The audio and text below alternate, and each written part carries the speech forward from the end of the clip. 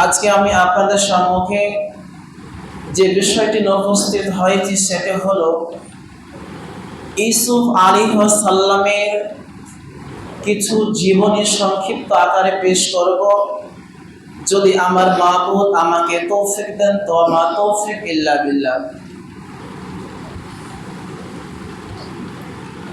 ইউসুফ আলাইহিস সালাম কোরআনে একটি সূরার নামই দেওয়া হয়েছে ইউসুফ। আল্লাহ সুবহানাহু ওয়া তাআলা ইউসুফ আলাইহিস সালামকে দুনিয়ার বুকে তার মান সম্মান মর্যাদা কতটা দিয়েছিলেন যে সেই নবীর নামে একটি সম্পূর্ণ সূরা অবতীর্ণ করেছেন শুধু ইউসুফ আলাইহিস সালামকে কেন্দ্র করে। তো সেই ইউসুফ আলাইহিস সালামের জীবনী আল্লাহ সুবহানাহু ওয়া তাআলা কেমন ভাবে তাকে দুনিয়ার বুকে পাঠিয়েছিলেন তার ইতিহাস অনেক আছে, তার ঘটনা অনেক আছে ইউসুফ আলাইহিস সালামের। তো ইউসুফ আলাইহিস সালাম জন্মগ্রহণ করার পর কিছু কাল পর বিনিয়ামিন তিনি জন্মগ্রহণ করেন। এই বিনিয়ামিন জন্মগ্রহণ করার পর তার মা মারা যায়, ইন্তেকাল করেন। ইউসুফ আলাইহিস সালাম এবং বিনিয়ামিন এরা দুই ভাই। তো এরা মা হারা মাতৃহারা এই দুইজন শিশু আপনার লালন পালন হয় ফুফুর কাছে। ফুফু তাদেরকে অনেক যত্ন, অনেক স্নেহ, অনেক ভালোবাসতেন ইউসুফ আলাইহিস সালামের ফুফু। তো ইউসুফ আলাইহিস সালামের ফুফু তাদেরকে অনেক যত্ন, তাদের দেখাশোনা, খাওয়া দাওয়া সমস্ত কিছু তার ফুফু তাদেরকে করতেন। আল্লাহ সুবহানাহু ওয়া তাআলা সে ইউসুফ আলাইহিস সালামের মধ্যে তার সৌন্দর্য, তার চেহারা আল্লাহ সুবহানাহু ওয়া তাআলা এমন তার চেহারা দিয়েছিলেন যেই দেখত সে তার প্রতি পাগল হয়ে যেত। ইউসুফ আলাইহিস সালামকে যে দেখতেন সেই তার প্রতি আকৃষ্ট হয়ে যেতেন, তাকে আর ভালো না বেসে থাকতে পারতেন না। আল্লাহ সুবহানাহু ওয়া তাআলা ইউসুফ আলাইহিস সালামকে এমন চেহারা তাকে দিয়েছিলেন। তো ইউসুফ আলাইহিস সালাম তার ফুফুর কাছে পালন হতে থাকেন। যখন ইউসুফ আলাইহিস সালাম একাই ছোটাছুটি করছেন কিংবা একাই চলাফেরা করছেন, এমন তো অবস্থায় ইউসুফ আলাইহিস সালামের পিতা ইয়াকুব আলাইহিস সালাম তাকে নিয়ে চলে আসার জন্য ফুফুর কাছে গেলেন যে আমার দুইটি সন্তান, মাহারা দুইটি সন্তান আমাকে দিয়ে দেওয়া হোক। তার ফুফুর কাছে পেশ করলেন। তো তার ফুফু তাকে দিতে নারাজ, যে না আমি তোমাকে দিতে পারবো না, যেহেতু সে আমার কাছে মানুষ হচ্ছে, তার প্রতি আমার একটি মহব্বত ভালোবাসা তৈরি হয়ে গেছে, বিধায় তাকে আমি দিতে নারাজ, আমি দিতে চাই না। অনেক জোর করার পর যেহেতু বাধ্য তার ছেলে, তাকে দিতে হবে যদি সে জোর করে। ফুফু সেটা মেনে নিলেন, যেহেতু এত জোর করছে আমার ভাই, তো তাকে দিয়ে দাও হোক। এইদিকে ইউসুফ আলাইহিস সালামের ফুফু একটি চক্রান্ত করলেন, কি কাজ করলে ইউসুফকে আমার কাছে রাখতে পারবো। একটি মাধ্যম বের করলেন, ইউসুফকে ছাড়া আমি থাকতে পারবো না, তার প্রতি আমার এতই ভালোবাসা, এতই মহব্বত তৈরি হয়ে গেছে, তাকে এক চুল পরিমাণ না দেখলে আমি থাকতে পারি না। আর তার ফুফু ইউসুফ আলাইহিস সালামকে চোখের আরাম হতে দিতেন না, এতটাই ভালোবাসতেন। তো তার ফুফু একটি চক্রান্ত করলেন, যে তার ফুফু তার পিতার কাছ থেকে একটি সম্পদ, একটি মূল্যবান সম্পদ পেয়েছিলেন তার পিতার কাছ থেকে, ইসহাক আলাইহিস সালামের কাছ থেকে পেয়েছিলেন। ওই সম্পদ, ওই জিনিসটি যখন ইউসুফ আলাইহিস সালামকে তার পিতা নিয়ে চলে যাচ্ছে, গোপন ভাবে সেই মূল্যবান সম্পদটি ইউসুফের কাপড়ে বেঁধে দিয়েছেন, গোপন ভাবে, যাতে বুঝতে না পারে। তো ইউসুফ আলাইহিস সালাম তার পিতা তাকে নিয়ে চলে যাচ্ছেন। এবার ইউসুফ আলাইহিস সালামের ফুফু গোটা গ্রামে রটিয়ে দিলেন যে আমার সেই মূল্যবান সম্পদ, আমার সেই বরকতময় সম্পদ চুরি হয়ে গেছে, কে চুরি করে নিয়েছে, হারিয়ে গেছে। জানে যে তার ভাতিজা আপনার ইউসুফের কাপড়ে বাঁধা আছে, তিনি তো বেঁধেছেন, কিন্তু মিথ্যা করে রটিয়ে দিলে যে কে চুরি করে নিয়েছে। তল্লাশি শুরু হয়ে গেল, খোঁজ করতে করতে করতে সেই ইউসুফের কাপড়ে আপনার পাওয়া গেল। আর সেই সময় নিয়ম নীতি ছিল আপনার কিনা যে যে চুরি করবে তার কাছে গোলাম হিসেবে, তার কাছে দাসত্ব করতে হবে, গোলাম হিসেবে তার কাছে থাকতে হবে। তো যেহেতু ইউসুফ আলাইহিস সালামের ফুফুর জিনিস পাওয়া গেছে ইউসুফ আলাইহিস সালামের কাছে, তাই করলেন কি, ইউসুফকে আবার ঘুরিয়ে তার ফুফুর কাছে দাস হিসেবে রেখে দেওয়া হলো। তার পিতা আর কোনো দ্বিমত পোষণ করলেন না, যেহেতু তার অধিকার আছে দাস হওয়ার, তাই তার ফুফুর কাছে আবার পাঠিয়ে দেওয়া হলো। এইভাবে সে ইউসুফ আলাইহিস সালাম তার ফুফুর কাছে আপনার পালন থাকলেন যতদিন তার ফুফু বেঁচে ছিলেন। তো এবার ইউসুফ আলাইহিস সালাম তো তার কাছে মানুষ হতে লাগলেন। এবার ইউসুফ আলাইহিস সালাম স্বপ্নের মাধ্যমে দেখলেন, আল্লাহ সুবহানাহু ওয়া তাআলা বলছেন, ইদ ক্বালা ইউসুফু লিআবিহি ইয়া আবাতি ইন্নী রাআইতু আহাদা আশারা কাওকাবা ওয়া শামসা ওয়াল কমার। আল্লাহ সুবহানাহু ওয়া তাআলা বলছেন, ইউসুফ আলাইহিস সালাম তার পিতাকে গিয়ে বলছে, হে আমার আব্বাজান, হে আমার পিতা, আমি আজকে স্বপ্নের মাধ্যমে দেখলাম 11টি চন্দ্র সূর্য তারকা আমাকে সিজদা করছে, আমার কাছে মাথা নত করছে। ইউসুফ আলাইহিস সালাম যে নবী হবে এটা তার কিছু খাসলত বা তার কিছু গুণ আগে থেকে আল্লাহ তাকে দেখিয়ে দিয়েছেন। তো ইউসুফ আলাইহিস সালাম তার পিতার কাছে পেশ করছে, হে আমার পিতা, আমি স্বপ্নে দেখলাম 11টি তারকা চন্দ্র সূর্য আমার সামনে মাথা নত করছে, আমার কাছে তারা সিজদা করছে। ইয়াকুব আলাইহিস সালাম তার পিতাকে বলছেন, ক্বালা ইয়া বুনাইয়া লা তাকসুস রুয়াকা, হে প্রিয় বৎস, তুমি যে স্বপ্নের মাধ্যমে দেখতে পেলে 11টি চন্দ্র সূর্য তারকা তোমার কাছে মাথা নত করছে, ফায়াকিদুনাকা কাইদা, তোমার ভাইদের কাছে গোপনীয় কথা পেশ করো না, কারণ তোমার বিরুদ্ধে তারা ষড়যন্ত্র করবে, তোমার বিরুদ্ধে তারা কোন ফন্দি আঁকবে, তোমার ক্ষতি করার তারা চেষ্টা করবে। তাহলে বোঝা যাচ্ছে যে আমাদের যদি কোন মানুষ যদি কোন ভালো কাজ করার চেষ্টা করে, নিজের ভাই নিজের আত্মীয় স্বজনের কাছে বলা যাবে না, বললে সেটা আপনার ক্ষতি হবে। ইসলামে নজর হাসাদ বলে একটি জিনিস আছে, যদি কোনো মানুষ নজর হাসাদে আক্রান্ত হয়ে যায় তার মৃত্যু পর্যন্ত হয়ে যেতে পারে।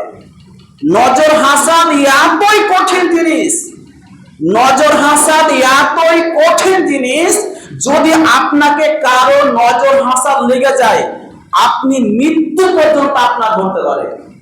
বিধায় নজর, মানুষের নজর হাসাদ থেকে বেঁচে থাকতে হবে। এই নজর হাসাদ, জাদু, আপনার জিন, এ সমস্ত কিছু সত্য। জাদু করা যায়, এর অনেক কাহিনী। তো যাই হোক, তো ইয়াকুব আলাইহিস সালাম তার ছেলেকে বলছে যে তুমি তো স্বপ্নের মাধ্যমে দেখলে এই সমস্ত ঘটনা তোমার ভাইদের কাছে পেশ করো না, তোমার বিরুদ্ধে তারা ষড়যন্ত্র করবে। ইন্না শাইতানা লিল ইনসানি আদুউম মুবিন, নিশ্চয় মানুষের প্রকাশ্য দুশমন হলো শয়তান। শয়তান তোমাদেরকে বিভ্রান্ত করবে, তাদেরকে চক্রান্ত ফেলে তোমাকে কি করবে, তোমার বিরুদ্ধে তারা ষড়যন্ত্র করবে, তোমার ক্ষতি করবে। তাই হে প্রিয় বৎস, তুমি তোমার স্বপ্নের মাধ্যমে যে যা কিছু তুমি দেখেছো তোমার ভাইদের কাছে পেশ করিও না, করলে তোমার উল্টা কিছু হতে পারে। তো ইউসুফ আলাইহিস সালাম আর কোনো কিছু বললেন না। এই ঘটনা চুপ থাকার পর আপনার তার 7 ভাই আরো তারা ছিল 11টি, সেই 11টি ভাই এই ইউসুফ আলাইহিস সালামকে তার পিতা ইয়াকুব আলাইহিস সালাম অনেক ভালোবাসতেন, অনেক মহব্বত করতেন। তার ভাইদের আর সহ্য হলো না যে তাকে ভালোবাসছে, আমাদেরকে মহব্বত করে না, ভালোবাসে না। তো তার যে 7 ভাই ছিল সে ইউসুফ আলাইহিস সালামকে কি করলেন, কূপে নিক্ষেপ করে দিলেন, তাকে কূপে ফেলে দেওয়া হলো। মিশরের কিছু একদল মানুষ ইউসুফ আলাইহিস সালামকে রক্ষা করলেন, তাকে মিশরের হাটে দাঁড় তাকে বিক্রি করা হলো। কাকে? ইউসুফ আলাইহিস সালামকে। আর সেই মিশরের যে অর্থমন্ত্রী আব্দুল আজিজ, সে আব্দুল আজিজ আপনার সেই ইউসুফ আলাইহিস সালামকে অনেক টাকা দিয়ে তাকে ক্রয় করে নিয়ে আসলেন। স্ত্রীর কাছে দিয়ে দেওয়া হলো যে একে তুমি সম্মান করবে, ভালোবাসবে, হয়তো এই বালক, এই শিশু আমাদের একদিন কাজে আসতে পারে, বা আমরা একে সন্তান হিসেবে গ্রহণ করব। ইউসুফ আলাইহিস সালাম সেই অর্থমন্ত্রী আব্দুল আজিজের কাছে শৈশবকাল থেকে যৌবন পদার্পণ করলেন সেই আব্দুল আজিজের বাড়িতে। এবার দেখা যাচ্ছে যে ইউসুফ আলাইহিস সালামের চেহারা এত সুন্দর ছিল যে দেখতো সেই পাগল হয়ে যেত। বিধায় সেই অর্থমন্ত্রী আব্দুল আজিজের স্ত্রী জুলেখা ইউসুফকে দেখে তিনিও পাগল হয়ে গেলেন। তার সঙ্গে পাপ কাজ করার জন্য, তার সঙ্গে জেনা ব্যভিচার করার জন্য ইউসুফ আলাইহিস সালামকে পেশ করলেন যে তোমাকে আমার সঙ্গে অন্যায় কাজে, পাপ কাজে লিপ্ত হতে হবে। ইউসুফ আলাইহিস সালাম কোনো মতে মানতে রাজি হলেন না, যে না, আমি তোমার সঙ্গে এই কাজ করতে পারবো না। যদিও আজকে যুবকদেরকে বলা হয়, কোন যুবতীদের বলা হয় যে আজকে তো আমার সঙ্গে তোমাকে জেনা করতে হবে, আজকে অধিকাংশ যুবকরা কি হবে, তার সঙ্গে ক্ষিপ্ত হয়ে যাবে। আজকে অধিকাংশ যুবকরা কিন্তু ইউসুফ আলাইহিস সালামকে, একজন অর্থমন্ত্রীর স্ত্রী তাকে অন্যায় করার জন্য তাকে প্রস্তাব দেওয়া হচ্ছে, ইউসুফ তুমি আমার সঙ্গে এই কাজে লিপ্ত হয়ে যাও। ইউসুফ আলাইহিস সালাম তার সঙ্গে সেই পাপ কাজে লিপ্ত হলেন না। ইউসুফ আলাইহিস সালাম ঘরে আছে, জুলেখা আপনার কিনা তার কাছে যাবে, এইভাবে একটি গেট পার হয়, সেটাকে শক্ত করে লাগিয়ে দেওয়া হয়, আবার একটি দরজা পার হয়, আবার সেটাকে শক্ত করে লাগিয়ে দেওয়া হয়। এইভাবে 7টি দরওয়াজা পার করে চলে গেলেন। কার কাছে? ইউসুফ আলাইহিস সালামের কাছে। আর প্রতিটি দরজাকে এমন শক্ত করে, এমন মজবুত করে লাগিয়ে দিলেন যেন বাইরে থেকে কোনো মানুষ ভিতরে আসতে না পারে এবং ভিতরে আওয়াজ বাইরে যেতে না পারে। সেই হিসাব করে জুলেখা খুব শক্ত করে দরজা গেটগুলোকে লাগিয়ে দিলেন। ইউসুফ আলাইহিস সালাম যখন জুলেখা ইউসুফের কাছে চলে গেলেন, তোমাকে আমার সঙ্গে পাপ কাজে লিপ্ত হতে হবে, তুমি প্রস্তুত গ্রহণ করো। ইউসুফ আলাইহিস সালাম বলছেন যে না, আমি তোমার সঙ্গে লিপ্ত হতে পারবো না। এবার আপনার কিনা ইউসুফ আলাইহিস সালাম সেখান থেকে পালিয়ে আসবেন। এই আল্লাহর প্রতি ভরসা, তাওয়াক্কুল রেখে আপনার ঘরের দিকে না, দরজার দিকে এমন ভাবে দৌড় দিলেন, আল্লাহর কুদরতি, আল্লাহর ক্ষমতা, আল্লাহর শক্তি ক্ষমতা আছে, গেট অটোমেটিক খুলতে আরম্ভ করেছে। যেমনই গেটের দিকে দৌড় দিয়েছে, অটোমেটিক আল্লাহর কুদরতে গেট খুলে যাচ্ছে, আবার গেট যাচ্ছে, আবার অটোমেটিক খুলে যাচ্ছে। এইভাবে 6টি গেট পার হওয়ার পরে 7 নম্বর গেট যখন খুলে যাচ্ছে, সেই দিকে দাঁড়িয়ে আছে জুলেখার স্বামী আপনার আব্দুল আজিজ দাঁড়িয়ে আছে। জুলেখা মিথ্যা করে বলে দিলেন যে আপনার স্ত্রীর সঙ্গে এই ইউসুফ অন্যায় কাজে লিপ্ত হওয়ার জন্য চেষ্টা করেছিল, আমি সেখান থেকে পালিয়ে আসলাম। ইউসুফ আলাইহিস সালাম বলছে যে না, সে মিথ্যা কথা বলছে, সে আমার সঙ্গে অন্যায় কাজ করার জন্য, পাপ কাজে লিপ্ত হওয়ার জন্য আমাকে চেষ্টা করেছিল, আমি সেখান থেকে পালিয়ে আসার চেষ্টা করলাম। এইভাবে তর্ক হচ্ছে। আর পাশ থেকে একজন ব্যক্তি বলছেন, সেখানে একটু ইখতিলাফ রয়েছে, কেউ বলছেন একটি দোলনার শিশু, দোলনা অবস্থায় একটি শিশু উত্তর দিচ্ছে যে যদি ইউসুফের সামনের দিক চিরা থাকে তাহলে আপনার কিনা ইউসুফ মিথ্যাবাদী, সেই নারী হলো সত্যবাদী, আর যদি ইউসুফের পেছন দিকের জামা চিরা থাকে তাহলে ইউসুফ হলো সত্যবাদী আর নারী হলো আপনার মিথ্যাবাদী। এটা আপনি চেক করেন। কাকে বলছে? আব্দুল আজিজকে। আবার কোন জায়গায় এসছে একজন বয়স্ক মানুষ, আপনি আব্দুল আজিজের সেই বাড়িতে থাকতেন, বয়স্ক মানুষ, সে এই কথা বলছেন যে সেটা চেক করা হোক কোন দিক ছেঁড়া আছে, সামনের দিক হলে ইউসুফ মিথ্যাবাদী আর পেছন দিক ছেঁড়া থাকলে ইউসুফ সত্যবাদী। আব্দুল আজিজ সেটা চেক করলেন যে ইউসুফের কোন দিক জামা ছিঁড়া আছে, সামনের দিক নাকি পেছন দিক। দেখা যাচ্ছে যে ইউসুফ আলাইহিস সালামের পেছন দিক ছিঁড়া আছে। ইউসুফ আলাইহিস সালাম বুঝতে সে জুলেখার স্বামী বুঝতে পারলেন আব্দুল আজিজ যে এই নারী ছলনাময়, তোমরা নারী থেকে বেঁচে থাকো, ও নারী তুমি আল্লাহকে ভয় করো। তার স্ত্রীকে এই শিক্ষা দিচ্ছেন। আর ইউসুফ আলাইহিস সালামকে বললেন তুমি ধৈর্য ধারণ করো, আল্লাহর প্রতি ভরসা রাখো। নারীর ছলনা হলো সবচেয়ে কঠিন মারাত্মক, বিধায় তুমি আল্লাহর কাছে তওবা করো, ক্ষমা চাও। জুলেখা সেখানে লজ্জিত হলেন এবং কোন মতে সে মানতে রাজি হচ্ছেন না যে না আমি সে অন্যায় করি নাই। তার চেক করা হলো, সমস্ত কিছু করা হলো, তারপর জুলেখা মানতে রাজি হচ্ছেন না যে ইউসুফ আমার সঙ্গে অন্যায় করার জন্য সে চেষ্টা করেছিল। কিন্তু তার স্বামী বুঝতে পারলেন যে জুলেখা অন্যায় করেছে, অপরাধ করেছে, তাই তিনাকে আল্লাহর কাছে ক্ষমা চাইতে বললেন। এই ঘটনা আপনার কিনা মিশরের সব জায়গায় ছড়িয়ে পড়লো যে একজন মন্ত্রীর স্ত্রী জুলেখা একজন নিজের কিনা দাসের সঙ্গে আপনার কিনা প্রেমে পড়ে গেছে বা তার সঙ্গে মহব্বত করেছে, তার সঙ্গে অন্যায় কাজে লিপ্ত হওয়ার জন্য এই মহিলা তাকে প্রস্তাব দিয়েছে। এটা হাস্যকর বিষয়। জুলেখাকে সমস্ত মহিলারা তাকে নিয়ে তাচ্ছিল্য আপনার করতে লাগলেন, তাকে নিয়ে উপহাস ঠাট্টা বিদ্রুপ করতে লাগলেন। জুলেখা মনে মনে চিন্তা করলেন আমি একজনকে ভালোবেসেছি বা তার মহব্বতে পড়ে গেছি, পৃথিবীর বুকে এমন কোন নারী বা মহিলা নেই যে তাকে দেখার পরে সে তার প্রতি আকৃষ্ট হবে না। পৃথিবীর বুকে এমন কোন নারী নেই। তাই তিনি চেক করতে লাগলেন যে আমাকে নিয়ে তোমাদের ঠাট্টা বিদ্রুপ করছো, আমাকে নিয়ে উপহাস করছো, আমি তোমাদের নিয়ে একটা পরীক্ষা করব। জুলেখা করলেন কি মিশরের সমস্ত দামি দামি নামদামি মহিলাদেরকে তার বাড়িতে আহ্বান করলেন, তার বাড়িতে একটি ভোজের আয়োজন করলেন। সমস্ত মহিলা তার বাড়িতে আসলো আর সবাইকে একটি করে ধারালো ছুরি আর কিছু ফল কাটতে দেওয়া হলো। তাদেরকে বসার জন্য একটি নরম গদি দেওয়া হলো। এরপরে ধারালো ছুরি কিছু ফল দেওয়া হলো, তোমরা ফল কাটবে। তারা কাটতে আরম্ভ করেছে। জুলেখা এবার ইউসুফ আলাইহিস সালামকে ডাকছে, ইউসুফ তুমি ভিতরে এসো। ভিতরে আসার সঙ্গে সঙ্গে ওই সমস্ত মহিলা নারীরা তাকে তার দিকে দেখা মাত্র ফেলফেল করে তার দিকে তাকিয়ে আছে। তার চোখ আর ঘোরাতে পারে না, এমন তার প্রতি আকৃষ্ট হয়ে গেছে। তারা ফল কাটবে কি নিজের হাত কাটতে ব্যস্ত হয়ে গেছে। হাত যে কাটতে আরম্ভ করেছে গোটা জায়গা রক্তাক্ত হয়ে গেছে। তারপরও তারা টের পায় না আমরা ফল কাটছি নাকি হাত কাটছি। সেই জুলেখা তার দিকে তাকিয়ে আছে। ঘটনা কি? তোমরা যে আমাকে বলছিলে তুমি একজন মন্ত্রীর স্ত্রী হওয়ার পরেও একজন দাসের ভালোবাসা পড়ে গেছো, তাকে কুপ্রস্তাব দিয়েছো, কিন্তু আজকে তোমাদের অবস্থা কি? সত্যিকারে আমি তাকে কুপ্রস্তাব দিয়েছিলাম, এটা সত্য।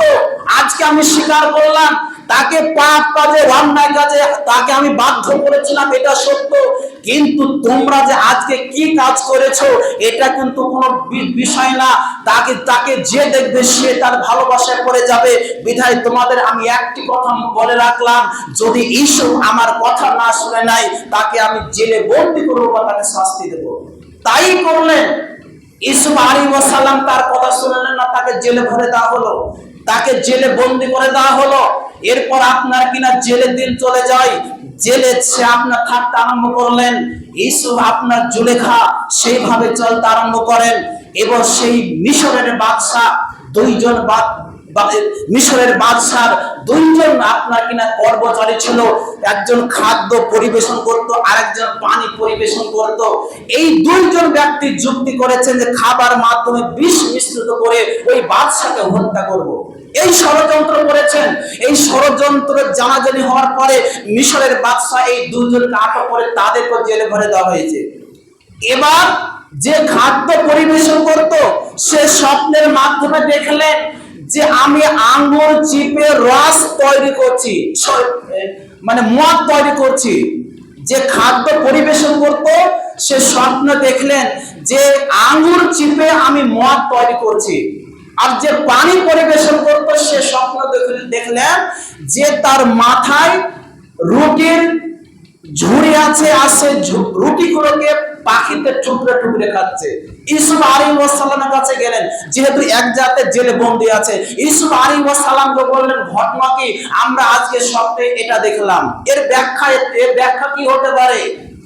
যে খাদ্য পরিবেশন করতেন